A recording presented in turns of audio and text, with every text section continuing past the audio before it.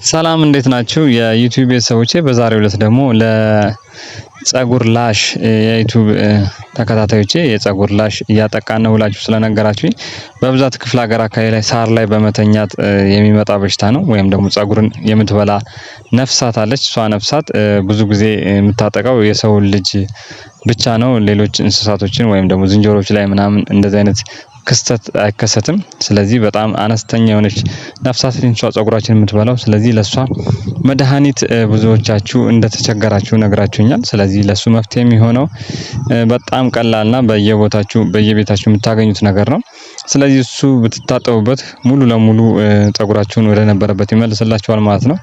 እሱም ምንድነው? ጦስኝ ነው። ጦስኝን በውሃ ካፈላችሁ በኋላ በጦስኝ ውሃው ፀጉራችሁን ብትታጠቡበት ወይም ደግሞ ጦስኙን በደንብ ጦስኝ አብዝታችሁ ውሃውን አሳንሳችሁ በውሃው የተመለጠው ቦታ በደንብ ብታሹበት ሙሉ ለሙሉ ፀጉራችሁን ያበቅልላችኋል ማለት ነው። ከዚህ ተጨማሪ ደግሞ ለአቀባ የማይመቻችሁ ከሆነ ፀጉራችሁን ቀብታችሁ ማቆየት ከፈለጋችሁ ተልባ በሞቀ ውሃ ተልባ በውሃ ዘፈዝፉት የሆነ አልጌ ነገር የሚዝለገለግ ነገር ያወጣል። እሱንና ጦስኙን ውሃ አንድ ላይ በመቀላቀል ወይም አንድ ላይ በመምታት ፀጉራችሁን እንደ ቅባት ከቀባችሁት በኋላ ለ4 ሰዓት ያህል ቆይታችሁ ብትታጠቡበት ይህንን ለተከታታይ 3 ቀናት ብትጠቀሙ ፀጉራችሁ ሙሉ ለሙሉ ወደ ነበረበት ይመለሳል። ፀጉራችሁን መልሶ ያበቅልላችኋል ማለት ነው። ምንም ያህል ወጪ አያስወጣችሁም። ቀላል ነው። ፀጉራችሁን ወደ ነበረበት ይመልሰዋል ማለት ነው።